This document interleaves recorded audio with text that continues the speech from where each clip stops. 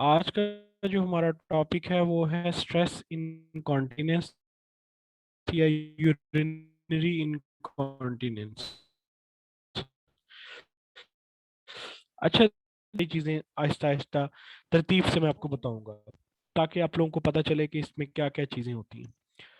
अब urine incontinence में बाज दफा ऐसा होता है कि पेशेंट जो है वो खांस रहा है, या वो छींक रहा है, या वो अगर जोर से हंसता है, या वो थोड़ा सा भागता है, या कोई हैवी चीज उठाता है, तो क्या होता है कि उसके ब्लैडर से ड्रिपलिंग स्टार्ट हो जाती है, यूरिथ्रा से ड्रिपलिंग स्टार्ट हो जाती है। ठीक है। अब देखिए, नॉर्मली क्या होता है कि हम लोग अपने यूरिन को कंट्रोल कर सकते हैं। आप सबको पता है कि हमारा जो ब्लैडर है उसमें ट्रांजिशनल एपिथेलियम होती है जो अपनी लेयर्स को चेंज कर सकती है, जिसकी लेयर्स में इलास्टिसिटी होती है। जैसे ही हमारा ब्लैडर यूरिन से फिल होता है, तो आहिस्ता आहिस्ता आहिस्ता आहिस्ता जब फिल होता जाता है तो हमें प्रेशर फील होता है। प्रेशर फील होता है हमें, हम जाकर यूरिन करते हैं। लेकिन ऐसा नहीं होता कि यूरिन अपने आप यूरिथ्रा से बाहर आना शुरू हो जाए। उसमें एक सबसे बड़ा रोल दो तीन फैक्टर्स का है। पहला आपके पेल्विक फ्लोर के मसल्स का है, जो कि बड़े स्ट्रांग होते हैं, जो यूरिन को, ब्लैडर को सपोर्ट करते हैं और यूरिन को जो है वो रोकते हैं कि वो यूरिथ्रा से बाहर ना जाए। दूसरा रोल है आपके सबसे इंपॉर्टेंट डिट्रोजल जो मसल्स हैं उनका। ठीक है, कि आप उनको तभी कॉन्ट्रैक्ट करवाते हैं, तभी आप वो वॉलेंटरली कॉन्ट्रैक्ट करते हैं, जिसकी वजह से ब्लैडर एम्प्टी होता है। और सब और किस चीज का रोल है, और डिफरेंट फैक्टर्स हैं जिनको अभी हम बारी बारी डिस्कस करेंगे। लेकिन उससे पहले आप लोगों को कुछ थोड़ा सा पता होना चाहिए डिफरेंसेस का। अब वो डिफरेंसेस क्या है? एक ओवरफ्लो है। इनकॉन्टिनेंस की बहुत सारी टाइप्स हैं। एक ओवरफ्लो होता है, एक स्ट्रेस होता है, और एक अर्ज होता है। यानी कि एक ओवरफ्लो इनकॉन्टिनेंस होता है, एक स्ट्रेस इनकॉन्टिनेंस होता है, एक अर्ज इनकॉन्टिनेंस होता है। ओवरफ्लो इनकॉन्टिनेंस का मतलब बड़ा सिंपल ही होता है कि इसमें ये नॉर्मल भी होता है। ओवरफ्लो इनकॉन्टिनेंस या किसी पैथोलॉजी की वजह से भी हो सकता है। ओवरफ्लो इनकॉन्टिनेंस में आपका ब्लैडर बहुत ज्यादा भर गया है। ठीक है। और उसके बाद जो है वो जो है ना, ओवरफ्लो उसका होना शुरू हो जाता है। आहिस्ता आहिस्ता आहिस्ता आपके डिट्रोजल मसल्स हैं, या आपका जो यूरिथ्रा स्फिंक्टर है, इतनी ज्यादा यूरिन को, और थोड़ा थोड़ा थोड़ा जो है ना वो ड्रिपलिंग होना शुरू हो जाती है आपके यूरिथ्रा से। ये नॉर्मल, ये हम सबको भी होता है। अगर हम बहुत लंबे अरसे तक यूरिन को रोक के रखें, हमारे ब्लैडर में बहुत शदीद पेन होना शुरू हो जाती है, और हल्के हल्का कोई एक दो ड्रॉप हमारे यूरिथ्रा में से जो है ना वो बाहर आना शुरू हो जाता है। ये नॉर्मली भी होता है। लेकिन ओवरफ्लो इनकॉन्टिनेंस पैथोलॉजिकल भी होता है। पैथोलॉजिकल क्या होता है कि या मैकेनिकल ऑब्स्ट्रक्शंस की वजह से भी होता है। कि फॉर एग्जांपल यूरिथ्रा में कोई स्टून आ गया। अब जब यूरिथ्रा में कोई स्टून आ जाएगा तो आप ब्लैडर को एम्प्टी नहीं कर पाओगे। जितनी इनकमिंग आ रही है उतनी आउटगोइंग नहीं होगी। जितना यूरिन यूरिटर से आकर ब्लैडर में जमा, इन कंडीशंस के अंदर भी आपके जो यूरिथ्रा है उसमें ड्रिपलिंग होना शुरू हो जाएगी। थोड़े थोड़े थोड़े थोड़े कतरे जो है वो आपके कुछ कुछ वक्त के बाद जो है ओवरफ्लो करेंगे। ठीक है। ये होता है overflow incontinence. Overflow incontinence pathological भी होता है, और मैकेनिकल भी होता है, और नॉर्मल भी होता है। ये सब कंडीशंस में हो सकता है। इसमें जो प्रॉब्लम है, इसमें प्रॉब्लम है कि ब्लैडर भरा हुआ है, ब्लैडर फुल है, और ब्लैडर में मजीद कैपेसिटी नहीं है यूरिन को स्टोर करने की, जिसकी वजह से ये ओवरफ्लो इनकॉन्टिनेंस होता है। Am I clear? यहां तक क्लियर है? ओवरफ्लो इनकॉन्टिनेंस नॉर्मली भी आपको देखने को मिलता है। ओवरफ्लो इनकॉन्टिनेंस पैथोलॉजिकल भी होता है और मैकेनिकल भी होता है। ठीक है। दूसरा है स्ट्रेस इनकॉन्टिनेंस। स्ट्रेस इनकॉन्टिनेंस या चाहे अर्ज इनकॉन्टिनेंस, इन दोनों में अगर आपको डायग्राम नजर आ रही हो तो ये देखें, इसमें ब्लैडर आपका फुल नहीं है। स्ट्रेस इनकॉन्टिनेंस में भी फुल नहीं है, अर्ज इनकॉन्टिनेंस में भी फुल नहीं है। इसमें क्या होता है? दोनों में थोड़ा सा फर्क है। इस स्ट्रेस इनकॉन्टिनेंस में आपके पेल्विक फ्लोर के मसल्स या डिट्रोजल मसल्स इतने ज्यादा वीक हो जाते हैं या स्फिंक्टर इतना ज्यादा वीक हो जाता है कि वो थोड़े से यूरिन की स्टोरेज को भी जो है उसको नहीं ब्लॉक कर पाता। ठीक है, स्फिंक्टर वीक हो जाते हैं, जो पेल्विक फ्लोर के मसल्स हैं वो वीक हो जाते हैं, रिलैक्स हो जाते हैं, जिसकी वजह से थोड़ा सा यूरिन जो है वो भी आपका जो ब्लैडर है वो स्टोर नहीं कर पाता, ब्लॉक नहीं कर पाता और ड्रिपलिंग होना शुरू हो जाती है। ये सबसे ज्यादा कॉमन होता है औरतों में। क्यों? प्रेग्नेंट वुमेन्स के अंदर बड़ा कॉमन है क्योंकि intra abdominal pressure pregnant women's में इंक्रीज हो रहा होता है, और वो जो इंट्रा एब्डोमिनल प्रेशर है वो कंटिन्यूअसली एक फोर्स पुट कर रहा होता है आपके ब्लैडर के ऊपर, जिसकी वजह से ड्रिपलिंग, जो थोड़े से यूरिन के साथ भी आपको लगता है कि बहुत ज्यादा यूरिन आ गया है, और अगर आप उसे थोड़ी देर के लिए भी रोकते हैं तो ड्रिपलिंग होना शुरू हो जाती है। ठीक है, इसी तरह मल्टीपल सर्जरीज में सी सेक्शंस, बहुत ज्यादा एपिजियोटमी, फोरसेप्स का इस्तेमाल, इंस्ट्रूमेंटेशन का इस्तेमाल, ये तमाम की तमाम जो है पेल्विक डायफ्राम का डैमेज हो जाना, ये आपके पेल्विक फ्लोर के मसल्स को ये तमाम कंडीशंस वीक करती हैं। एज का बहुत ज्यादा बढ़ जाना, मल्टी पैरस वुमेन होना, ये सारी की सारी चीजें जो है ये क्या करती हैं, ये आपके पेल्विक फ्लोर के मसल्स को वीक करती हैं। ठीक है, अब क्या होता है कि इस वजह से आपको जो प्रॉब्लम आती है वो है stress incontinence. Am I clear? Overflow और स्ट्रेस का फर्क समझ आ गया? ओवरफ्लो में ब्लैडर भरा हुआ है और या तो वो कोई पैथोलॉजिकल ब्लॉकेज है या वो मैकेनिकल ब्लॉकेज है या नॉर्मल है। स्ट्रेस इनकॉन्टिनेंस में ब्लैडर फुल नहीं है, बाहर वाले जो फैक्टर्स हैं, जो एक्सटर्नल फैक्टर्स हैं, वो ब्लॉक नहीं कर पा रहे आपके यूरिन को। थोड़ा सा भी यूरिन जो है वो ब्लॉक नहीं हो पा रहा। क्यों? आपके पेल्विक फ्लोर के मसल्स वीक हो गए हैं, स्फिंक्टर वीक हो गया है, या इंट्रा एब्डोमिनल प्रेशर इतना ज्यादा बढ़ गया है कि थोड़ा सा भी यूरिन जो है वो आप ब्लॉक नहीं हो पा रहा। क्लियर होगी बात? अर्ज इनकॉन्टिनेंस टोटली इन दोनों से डिफरेंट है। अर्ज इनकॉन्टिनेंस में एक्चुअली न्यूरोलॉजिकल प्रॉब्लम आता है कि थोड़ा सा यूरिन भी आपके जो मोटर नर्व्स होती हैं उन्हें बहुत ज्यादा एलिक्ट कर देता है, बहुत ज्यादा जो है उन्हें एक्टिवेट कर देता है कि थोड़े से यूरिन से भी बहुत शदीद किस्म की यूरिन की आपको जो है ना अर्ज फील होती है। तो इसको हम कहते हैं अर्ज इनकॉन्टिनेंस। ये टोटल न्यूरोलॉजिकल डिसऑर्डर है, ओवर सेंसिटिविटी ऑफ ब्लैडर का डिसऑर्डर है। इसका आपकी प्रेगनेंसी के साथ या किसी भी चीज के साथ लेना देना नहीं है। क्लियर? तीनों का फर्क समझ आया? हमारा आज का जो मेन टॉपिक है वो है स्ट्रेस इनकॉन्टिनेंस।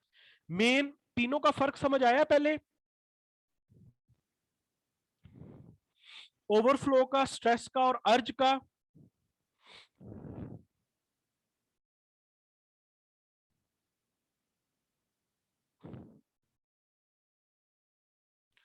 कोम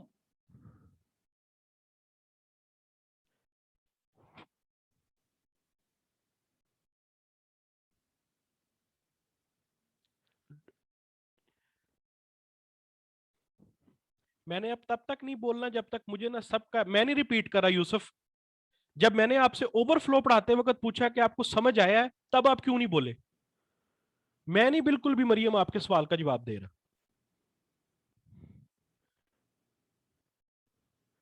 जब मैं आपसे पूछ रहा हूं तब आपको नहीं पता, आप मुझसे नहीं पूछते, फिर आप एक लंबा सारा मैसेज मुझे जरूर कर देते हो, सर आप गुस्सा कर जाते हैं।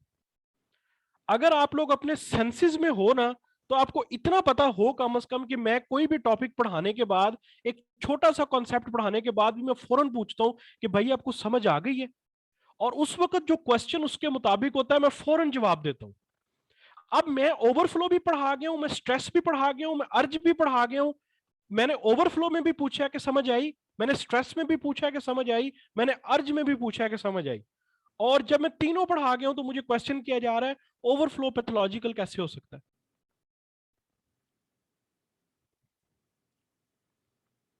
जब मैं पूछ रहा होता हूँ कि यार बता दो समझ आ गई है, मैं उस वक्त आंसर करूं, तब कोई नहीं बोलेगा, तब हाथ दुखना शुरू हो जाते हैं सबके। हमारा सबसे बड़ा प्रॉब्लम पता क्या होता है?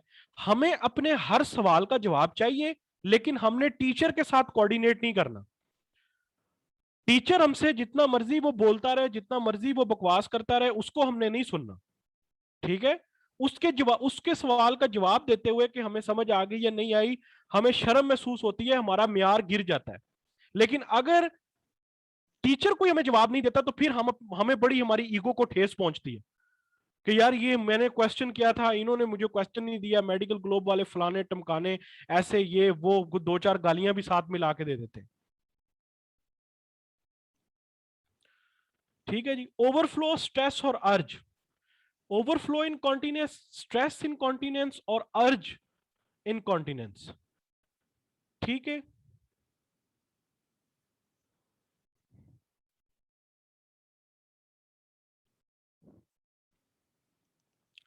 अच्छा, तो अब हम इसको थोड़ा सा मैं फिर आपको रिपीट करके बता रहा हूं।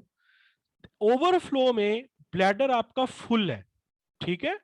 स्ट्रेस में ब्लैडर फुल नहीं है। ओवरफ्लो क्यों होता है? कोई मैकेनिकल ऑब्स्ट्रक्शन की वजह से, कोई पैथोलॉजी की वजह से, या नॉर्मली। स्ट्रेस इनकॉन्टिनेंस में ब्लैडर फुल नहीं है, थोड़े से यूरिन के साथ भी जो है ना वो ओवरफ्लो होना शुरू हो जाता है। वो क्यों हो सकता है? कि आपके पेल्विक फ्लोर के मसल्स वीक हो गए, या इंट्रा एब्डोमिनल प्रेशर बहुत ज्यादा है, एक्सटर्नल स्फिंक्टर है वो वीक हो गए नहीं है। आर्जिक इनकॉन्टिनेंस टोटली एक न्यूरोलॉजिकल डिसऑर्डर है, जिसमें आपके ब्लैडर के जो मसल्स होते हैं वो ओवर सेंसिटिव हो जाते हैं। मतलब कि थोड़े से यूरिन के साथ भी वो एक्टिवेट हो जाते हैं, वो इलिक्ट हो जाते हैं, और वो कॉन्ट्रैक्ट करते हैं, और यूरिन जो है ना वो उनकी उसकी ड्रिपलिंग होना शुरू हो जाती है। ठीक है। तो ये तीनों का फर्क है, ओवरफ्लो का, स्ट्रेस का और अर्ज का। अब थोड़ा सा इसको मैं और डिटेल में भी आपको बताता हूं। ठीक है, ये देखें। स्ट्रेस इनकॉन्टिनेंस में क्या है कि इंट्रा एब्डोमिनल प्रेशर इंक्रीज्ड है, या जो है पेल्विक फ्लोर के मसल्स वीक हो गए हैं, या कोई स्फिंक्टर वीक हो गया है। अर्ज में आपकी न्यूरोनल प्रॉब्लम है, आपकी जो है ना वो नर्वस प्रॉब्लम है। ठीक है, न्यूरोलॉजिकल इशू है कि थोड़े से भी यूरिन के साथ आपके जो मसल्स हैं वो इलिक्ट हो जाते हैं, वो एक्टिवेट हो जाते हैं। इसी तरह ओवरफ्लो इनकॉन्टिनेंस में ब्लैडर के फुल होने की वजह से मसला हो रहा है कि ब्लैडर आपका बहुत ज्यादा फुल हो जाता है। अब वो फुल नॉर्मल पर्सन का भी हो सकता है कि मैं यहां से खुंजराब बाईपास जा रहा हूं और रास्ते में बस वाले ने रोका ही नहीं है, और मैं तकरीबन कोई 20-22 घंटे से मैंने यूरिन नहीं किया, तो फिर क्या होगा कि मुझे शदीद किस्म की पेन भी शुरू हो जाएगी और ड्रिपलिंग भी होना शुरू हो जाएगी। या क्या हुआ है कि कोई यूरिथ्रल ब्लॉकेज हो गई है, पैथोलॉजी आ गई है कोई, कि यूरिथ्रल ब्लॉकेज हो गई है, मैकेनिकल ब्लॉकेज हो गई है, जिसकी वजह से मेरा जो यूरिन है वो इतनी ज्यादा क्वांटिटी में मैं उसे पास नहीं कर पा रहा जितनी क्वांटिटी में यूरिटर से वो आके स्टोर हो रहा है, कि बहुत थोड़ा यूरिन में पास कर पा रहा हूं। इसको हम कहते हैं ओवरफ्लो इनकॉन्टिनेंस। अच्छा, अब स्ट्रेस इनकॉन्टिनेंस में के रिस्क फैक्टर्स क्या हैं? मैंने आपको पहले बताया कि forcep deliveries, multipara women, labour का प्रोलॉन्ग होना, एपिजियोटमी का बार बार करना, बड़े जो सर वाले बच्चे होते हैं जिनका वेट ज्यादा होता है, वो जब पास करते हैं आप तो उस वक्त भी मसल्स के ऊपर बड़ा स्ट्रेस पड़ता है। इसी तरह एज बहुत ज्यादा हो जाना, ओबेसिटी, कोई कनेक्टिव टिश्यू डिसऑर्डर है, कोई कोई ऐसी ड्रग है जो कि खासतौर पे जैसे हम हाइपरटेंसिव ड्रग्स का इस्तेमाल करते हैं, तो हाइपरटेंसिव ड्रग्स जो है वो भी आपके मसल्स को रिलैक्स करती हैं, मसल्स को रिलैक्सेशन में हेल्प करती हैं, जिसकी वजह से जो है ये इश्यूज आपको देखने को मिलते हैं। ये सारे के सारे इसके रिस्क फैक्टर्स हैं। मल्टीपैराटी, फोर्सेप डिलीवरी, पेरिनियल ट्रॉमा, बार बार सी सेक्शंस का होना, मल्टीपल सर्जरीज का होना, कोई ट्रॉमा, कोई चोट, कोई इन वेट का ज्यादा हो जाना, एज का ज्यादा होना, प्रोलॉन्ग्ड लेबर होना, वो तमाम कंडीशंस जो आपके मसल्स को इफेक्ट कर रही हैं वो आपके मसल्स को वीक कर रही हैं। Am I clear? और आपको पता है कि ये रिस्क फैक्टर सिर्फ स्ट्रेस इनकॉन्टिनेंस के नहीं है, हमने एक और डिजीज पढ़ी थी, उसमें भी हमने सेम ऐसे ही मिलते जुलते रिस्क फैक्टर पढ़े थे। कौन सी डिजीज थी वो? कोई मुझे बताएगा? प्रोलैप्स। हमने प्रोलैप्स पढ़े थे। प्रोलैप्स में भी, उसके भी, पेल्विक प्रोलैप्स के भी यही रिस्क फैक्टर्स थे, और यूरिन इनकॉन्टिनेंस के भी यही रिस्क फैक्टर्स हैं। कौन से? स्ट्रेस इनकॉन्टिनेंस के। Overflow is a different thing, urge incontinence is a different thing. ये तीनों मैंने आपको डिटेल में इसलिए समझाए हैं ताकि आप लोगों का कॉन्सेप्ट क्लियर हो कि अर्ज में क्या फर्क है, ओवरफ्लो में क्या फर्क है, और स्ट्रेस में क्या फर्क है। ठीक है। इसी तरह इसमें अब हम क्या करते हैं, एक बहुत ज्यादा एक बड़ा इंपॉर्टेंट इसमें एक रोल प्ले करते हैं हम, जिसको हम कहते हैं यूरोडायनामिक डिट्रोजर ओवर एक्टिविटी। अब कुछ कंडीशंस में क्या होता है कि आपके जो डिट्रोजल मसल्स होते हैं उनकी इनवॉलंटरी कॉन्ट्रैक्शंस होना शुरू हो जाती हैं ड्यूरिंग फिलिंग फेज में। ठीक है। अब ये किन कंडीशंस में हमें देखने को मिलता है? ये देखने को मिलता है, आपने अक्सर सुना होगा कि रात को सोते वक्त यूरिन पास हो जाता है। रात को सोते वक्त यूरिन पास हो जाता है, किसी बहुत ज्यादा इमोशनल इश्यूज में आपका यूरिन पास हो जाता है, बड़ा जब बंदा डर जाता है, घबरा जाता है, तो यूरिन पास हो जाता है। ये एक्चुअली क्या होता है, नॉर्मली हमारा जो डिट्रोजल मसल्स का पाथवे है ये वोलेंट्री है, हम यूरिन को वोलेंटरली कंट्रोल करते हैं। लेकिन बाज दफा क्या होता है कि ब्रेन की ओवर एक्टिविटी की वजह से हमारा ये पाथवे ओवरकम हो जाता है और ये वोलेंट्री के बजाय इनवोलेंट्री डिट्रोजल कॉन्ट्रैक्शंस करवा देता है कि थोड़ी सी फीलिंग के साथ जो है वो अर्जेंसी प्रोवोक होती है और यूरिन हो जाता है। ये भी एक इशू है जिसको हम कहते हैं यूरोडायनामिक डिट्रोजल ओवर एक्टिविटी। इसमें होता क्या है कि इसमें जो वोलेंट्री पाथवे है जो इससे हम कंट्रोल कर सकते हैं वो वोलेंट्री से इनवोलेंट्री हो जाता है। ठीक है। और थोड़ा ये किसी इमोशनल प्रॉब्लम्स की वजह से भी हो सकता है।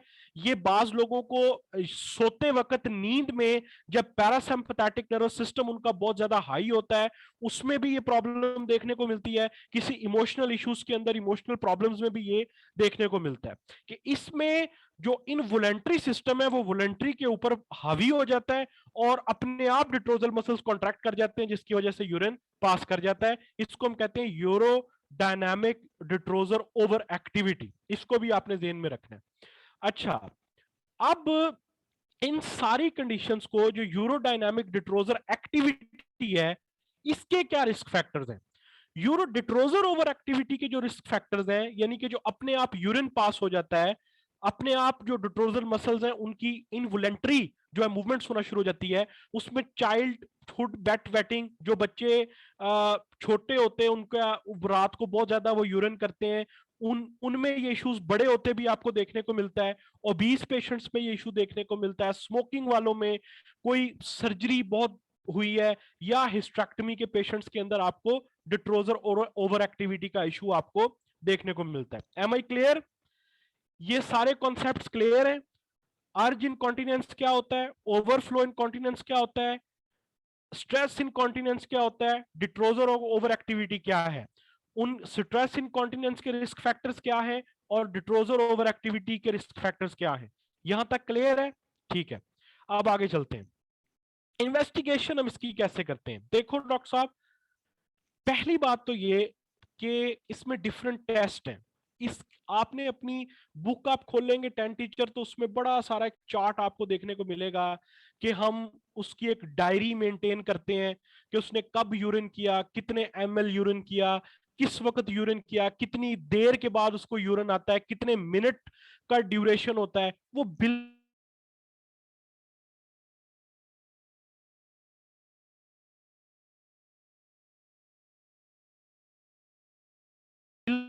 भी आपने नहीं करना। ठीक है, उसके ऊपर ना आप इस्तेमाल करें urinary diary. Mid stream urine specimen हम लेते हैं किसी भी कोई पैथोलॉजी को चेक करने के लिए, इसलिए करवाते हैं कि हम क्या करते हैं, ये हम रात को बेड वेटिंग को देखने के लिए करवा, स्ट्रेस इनकॉन्टिनेंस कितनी ज्यादा ड्रिपलिंग हो रही है, पैड कितना ज्यादा वेट हुआ है, ज्यादा वेट हुआ है या कम वेट हुआ है, और कितने ड्यूरेशन के बाद वेट हुआ है। ये मैं आपको बता रहा हूं, ये आपको बुक में आपकी बड़ी डिटेल में लिखा हुआ है, आपने वो करना नहीं है, बिल्कुल नहीं करना आपने, वो बिल्कुल आपके काम का नहीं, जस्ट आपने इसके नाम ही याद करने हैं, यूरिनरी डायरी, पैड।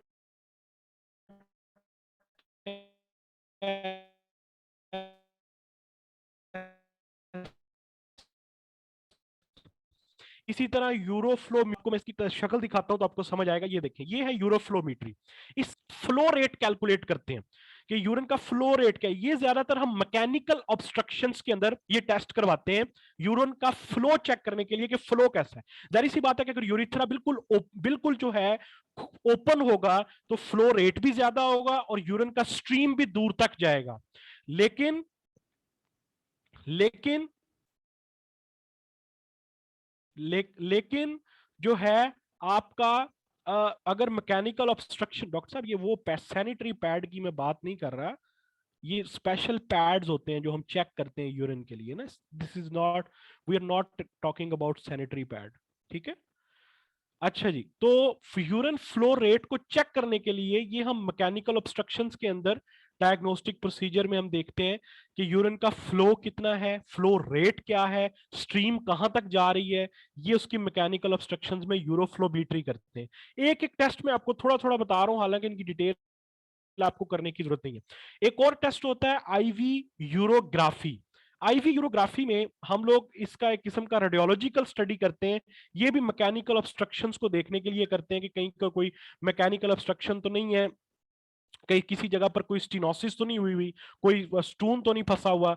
अल्ट्रासाउंड एक बड़ी अच्छी टेक्निक है देखने के लिए। एमआरआई या सिस्टो यूरिथ्रोस्कोपी, ये बड़ी एडवांस टेक्निक्स हैं, ये हम लोग फर्दर डायग्नोसिस के लिए या फर्दर जब हमें कोई डायग्नोसिस क्लियर हो रहा होता है तो उसके बाद हम ये टेस्ट करवाते हैं, ठीक है। तो मैंने एक एक आपको बात बताई। मिड स्ट्रीम यूरिन स्पेसिमन किसी इन्फेक्शन को देखने के लिए करते हैं। यूरिन डायरी या पैड टेस्ट हम ये देखने के लिए करते हैं कि कितनी क्वांटिटी में ड्रिपलिंग हो रही है, कितने टाइम पीरियड बाद हो रही है।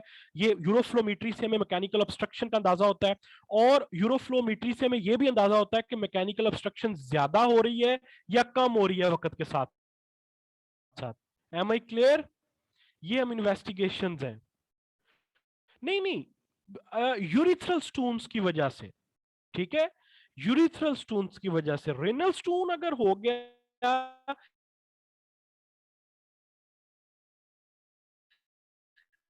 या यूरिटर का स्टोन हो गया तो फिर यूरिन ही नहीं आएगा, फिर आपको हाइड्रोनेफ्रोसिस हो सकती है, ठीक है। फिर कॉन्टिनेंस का इशू नहीं होता, इनको किडनी ब्लैडर तक जाने देगा, ठीक है। तो ये यूरिथ्रल स्टोन्स को चेक करने के लिए, कोई ब्लैडर की ऑब्स्ट्रक्शन को, स्टीनोसिस को, इन चीजों को चेक करने के लिए बाज दफा क्या होता है, स्ट्रिक्चर बन जाते हैं। इतना स्वेयर इन्फेक्शन होता है यूटीआई का कि स्ट्रिक्चर्स बन जाते हैं।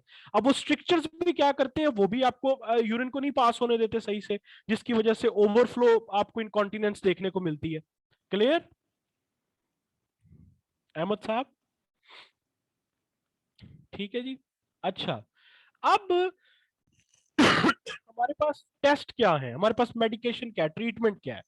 देखिए, जो तो ओवर एक्टिव ब्लैडर होता है उसमें तो जाहिर से हमने पढ़ लिया कि वो एक टोटल न्यूरोलॉजिकल डिसऑर्डर है। उसमें हम क्या करते हैं कि या तो बोtulinum टॉक्सिन दे के उन नर्व्स को जो है, जो ओवर एक्टिव होती हैं, उनको हम जो है वो बोtulinum टॉक्सिन्स के जरिए उनको इनएक्टिव कर देते हैं, जो ओवर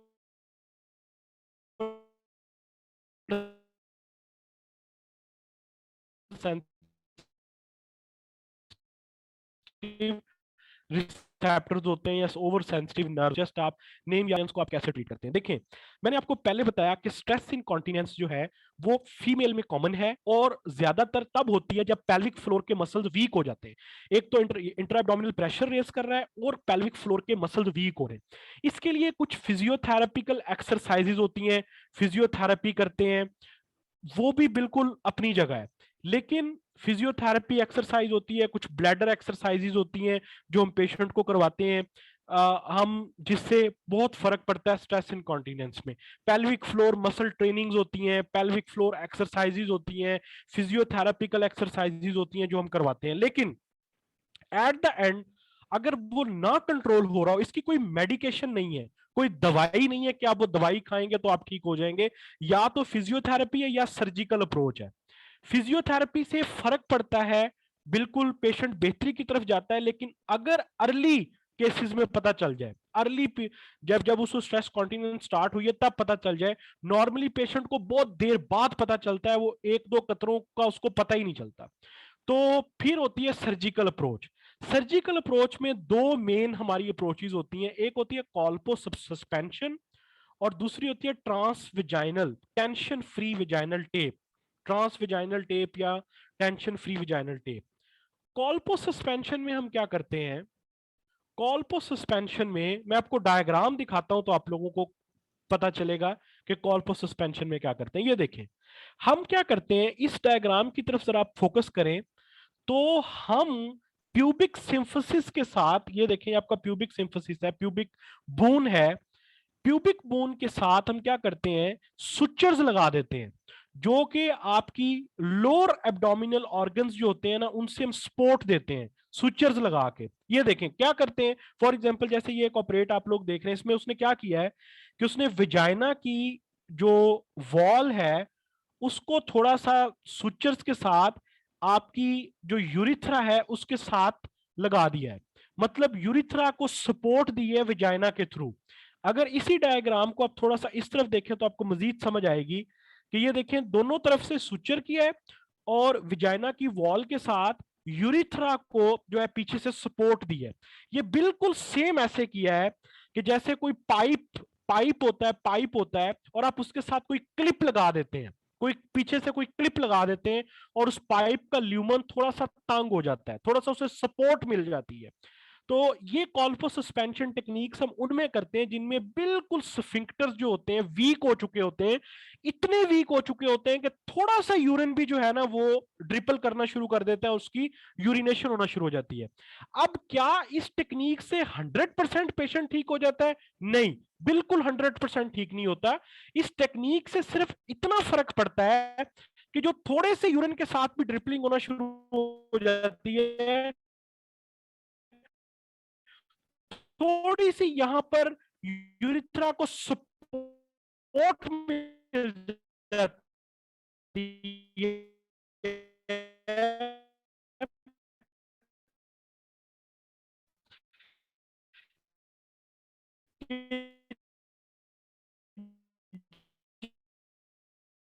जब पीछे थोड़ी सी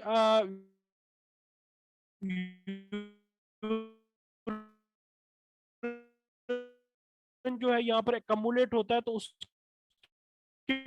भी क्या होता है कि आपकी जो यूरिथ्रा होती है उसे सपोर्ट मिलती है और ड्रिपलिंग कम, थोड़े से यूरिन के साथ भी ड्रिपलिंग नहीं होती। थोड़ा जब ब्लैडर आपका फिल होता है तो उसके बाद आपको जो है ड्रिप जो यूरिन अर्जेंसी होती है। लेकिन ये दोनों टेक्निक से 100% आप ठीक नहीं कर सकते। जब एक दफा पेल्विक फ्लोर वीक हो गया तो फिर ये होना ही होना है। आप इसको बेहतर कर सकते हो और सर्जिकल प्रोसीजर्स को हम लोग बहुत सवेयर केसेस में यूज करते हैं कि फॉर एग्जांपल ऐसे केसेस में हम सर्जिकल प्रोसीजर को यूज करते हैं कि आप थोड़ी सी यूरिन के साथ भी, अभी यूरिट्रा से थोड़ा सा यूरिन आया तो जो है ना वो ड्रिपलिंग स्टार्ट हो गई है, तो फिर ऐसे पेशेंट्स को बड़ा ज्यादा प्रॉब्लम होता है उठने बैठने में, बाहर आने जाने में, लोगों से मिलने में। उनको हम थोड़ा सा बेहतर बनाने के लिए कि उनको थोड़ा टाइम मिल जाए कि थोड़ा सा यूरिन स्टोर हो फिर ड्रिपलिंग स्टार्ट हो, फिर हम लोग ये टेक्निक्स करते हैं। क्लियर?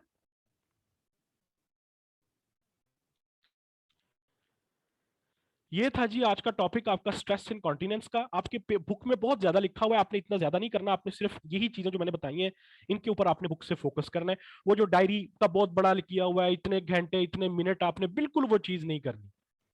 नहीं, इसका कोई परमानेंट ट्रीटमेंट नहीं है। एक्सरसाइजेस करें, फिजियोथेरेपी करें, बेहतर हो जाएगा। आप ये नहीं कि 100% ठीक हो जाए। ठीक है जी, thank you so much. Exercises Ahmad, कल हम इंशाल्लाह ताला जो है वो डर्माइड सिस्ट और ओवेरियन कार्सिनोमा पढ़ेंगे।